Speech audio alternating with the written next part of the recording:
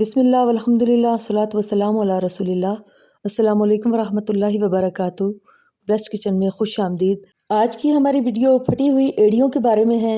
सर्दियों में अमूमन लोगों की एड़ियाँ फट जाती हैं। इसकी कई वजूहात होती हैं। सबसे बड़ी वजह ये होती है कि हम लोग पानी कम पीते हैं। देखें, जैसे ये बंजर ज़मीन है, इसको पानी कम मिला है तो कितनी इसमें दरारें पड़ गई हैं। इसी तरीके से जब हम प्रॉपर पानी नहीं पिएंगे, ज़्यादा पानी नहीं पिएंगे, तो फिर हमारे जिस्म के अंदर भी खुश्की पैदा हो जाती है। आइए रेमेडी शुरू करते हैं। उसके लिए मैंने एक मोमबत्ती ली है। मोमबत्ती मैंने सफ़ेद रंग की ली है। आप भी सफ़ेद रंग की लें तो ज़्यादा बेहतर है। उसको आप काट लें या फिर आप कद्दूकश कर लें, जो भी आपका दिल करे वो आप कर सकते हैं। बस एहतियात से हमने इसके धागे निकाल लेने हैं।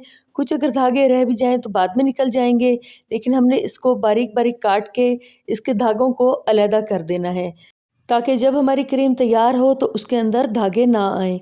आपने मोमबत्ती बहुत ज़्यादा बड़े साइज़ की नहीं लेनी, इतनी ही ले लें, दरमियानी सी या फिर छोटी मोमबत्ती ले लें। अगर आप इतनी लेंगे तो थोड़ी ज़रा हार्ड सी क्रीम बन जाएगी। हार्ड से मुराद ये है कि बहुत ज़्यादा क्रीमी उसका टेक्सचर नहीं होगा। और अगर आप थोड़ी छोटी मोमबत्ती लेंगे तो फिर वो बिल्कुल ही क्रीम सी बन जाएगी। आप लोग बेशक छोटी सी एक मोमबत्ती लेके उस पर तजर्बा कर लें, क्योंकि ये सर्दियों में काम आने वाली चीज़ है। और इंशाअल्लाह ताला इसके इस्तेमाल के बाद आपको बाज़ार से क्रैक क्रीम लेने की ज़रूरत नहीं पड़ेगी। सबसे पहले हमने एक फ्राई पैन के अंदर मोमबत्ती के टुकड़ों को काट कर डाल दिया है और अब हम इसको पिघला रहे हैं। 2-3 धागे के टुकड़े रह गए थे, वो मैं निकाल रही हूँ ताकि क्रीम बिल्कुल स्मूथ बन सके। ये देखें, मोमबत्ती बिल्कुल जब पिघल जाएगी तो अब हम उसके अंदर 1 टेबलस्पून भर के, ये जमे हुए मैं ऑयल की बात कर रही हूँ, पिघला हुआ ऑयल 1 चम्मच नहीं होगा, जमा हुआ ऑयल होगा, क्योंकि जमा हुआ ऑयल ज़्यादा होता है अगर हम उसका चम्मच भर के निकालेंगे ऊपर तक। तो 1 टेबलस्पून भर के हमने कोकोनट ऑयल इसके अंदर डाल दिया है। कोकोनट ऑयल भी चूँकि सर्दियों में जमा हुआ होता है, इसलिए वो भी अभी आहिस्ता आहिस्ता पिघल जाएगा। कोकोनट ऑयल हमारी स्किन के लिए बेहद अच्छा है। खुश्क स्किन के लिए तो ये बहुत ही बेहतरीन चीज़ है। अब हम इसके अंदर 1 टेबलस्पून भर के पेट्रोलियम जेली शामिल करेंगे। पेट्रोलियम जेली, जिसको लोग वैसलीन भी कहते हैं, ये स्किन के लिए बहुत फ़ायदेमंद है। ख़ास तौर पर जो फटी हुई और खुश्क जल्द होती है उसके लिए इससे बहुत ज़्यादा फ़ायदा होता है, इसलिए सर्दियों में इसका इस्तेमाल लाजमी करना चाहिए। अब हम जब पेट्रोलियम जेली पिघल जाएगी तो फिर उसके अंदर मज़ीद शामिल कर रहे हैं ग्लिसरीन। ग्लिसरीन भी जिल्द को नरम रखती है और बेहद फ़ायदेमंद है, और सर्दियों में ये जिल्द को फटने से बचाती है। ग्लिसरीन को 2 टीस्पून शामिल करना है। और अब हम इसके अंदर 1/4 टीस्पून हल्दी शामिल कर रहे हैं। हल्दी बहुत ही फ़ायदेमंद है, ख़ुसूसन वो एड़ियाँ जिनमें से क्रैक की वजह से ब्लड आना शुरू हो जाता है, ज़ख़म बन जाते हैं, उनके लिए ये बहुत ही फ़ायदेमंद है, क्योंकि हल्दी में ऐसी चीज़ें होती हैं जो कि ज़ख़म को ठीक करती हैं। ये बेहतरीन एंटीबायोटिक है। अगली चीज़, हम इसके अंदर लीमू का रस डालेंगे। लीमू के फ़ायदे अगर देखें तो स्किन के लिए बेहद फ़ायदेमंद है। सबसे बड़ी बात यह है कि ये एंटी फंगल है। अमूमन लोगों को फंगल इन्फेक्शन हो जाता है, उसकी वजह से भी पाँव बहुत ज़्यादा ख़राब हो जाते हैं। लीमू में मौजूद एसिड डेड सेल्स को रिमूव करता है। जब भी हम देखते हैं फटे हुए पाँव, ऊपर से सारी वो स्किन डेड सेल्स ही होते हैं, वो सारी की सारी उतार देता है। इसके इस्तेमाल से स्किन मॉइस्चराइज और चमकदार हो जाती है।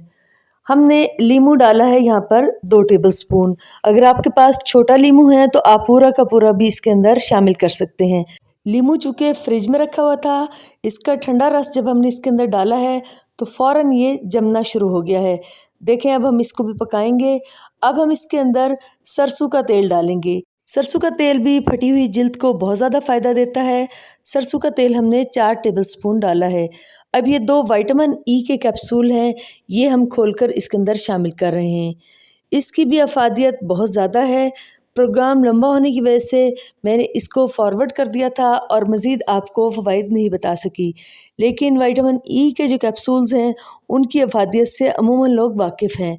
अब हम तमाम चीज़ों को इतना पकाएंगे कि ये एक क्रीम सी बन जाए, क्योंकि हमने इसके अंदर 2-3 चीज़ें ऐसी डाली हैं जो कि बहुत जल्दी जमने वाली हैं, इसलिए आपने इसको बहुत ज़्यादा नहीं पकाना।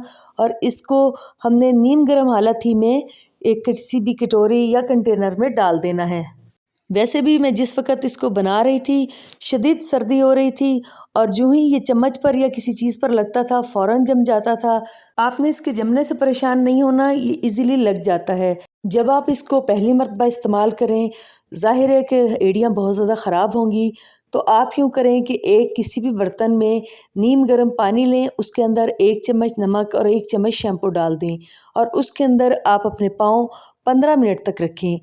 अगर कमरे में सर्दी बहुत ज़्यादा हो तो तेज़ गर्म पानी अपने पास ही रखें और जब ये पानी ठंडा होने लगे तो थोड़ा थोड़ा पानी इसके अंदर शामिल करते रहें।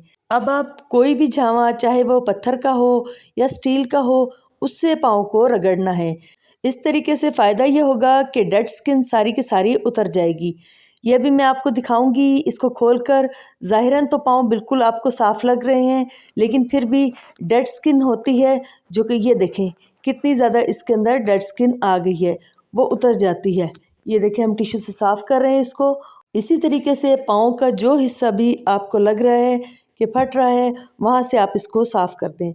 अब मैं आपको जुराबें काटने का एक ऐसा तरीका बताऊंगी कि अमूमन कहा जाता है कि रात को हमें जुराबें पहन कर नहीं सोना चाहिए और जब हम कोई भी चीज़ लगाएं हमें ये होता है कि वो बिस्तर पे ना लग जाए।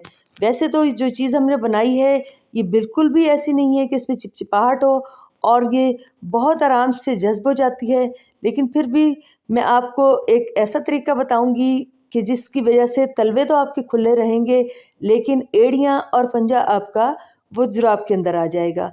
4 उंगल एड़ी की तरफ से और 4 उंगल पंजे की तरफ से हम छोड़ देंगे और बाकी हिस्से को हम इस तरीके से कट कर देंगे। इस तरीके से सोते वक्त तलवे हमारे खुले रहेंगे और बाकी हिस्से पर हम क्रीम लगाकर जुराब पहन सकते हैं। ये देखें, ये क्रीम मैं लगा रही हूँ, इसमें बिल्कुल भी चिपचिपाहट नहीं है और ना ही ये ऐसी है कि जज़्ब ना हो रही हो। इसी तरीके से पाँव के तमाम फटे हुए हिस्सों पर हम ये क्रीम लगा देंगे। बहुत अच्छा सा अप्लाई करने के बाद फिर हम इसके ऊपर जुराब पहन लेंगे। आप इसको दिन में आराम से पहनकर चल फिर सकते हैं, बिल्कुल भी नहीं इसकी चिपचिपाहट महसूस होती। ये जुराब देखें जो आप रात को पहन के सो सकते हैं। अपने हर प्रोग्राम में हम एक दुआ पढ़ते हैं, आइए आज की वो दुआ पढ़ें जो अल्लाह ताला से सब्र मांगने की दुआ है। बिस्मिल्लाहिर्रहमानिर्रहीम। रब्बना अफ़्रिग़ अलैना सब्रन व थब्बित अक़दामना वंसुरना अलल क़ौमिल काफ़िरीन। तर्जुमा, ए हमारे रब, हम पर सब्र उंडेल दे और हमारे कदम साबित रख और इन काफिर लोगों के ख़िलाफ़ हमारी मदद फरमा। आमीन सुम्मा आमीन। उम्मीद है आज की रेमेडी आपको अच्छी लगी होगी। अच्छी लगे तो लाइक कीजिएगा, शेयर कीजिएगा, दुआओं में याद रखिएगा। अल्लाह हाफ़िज़।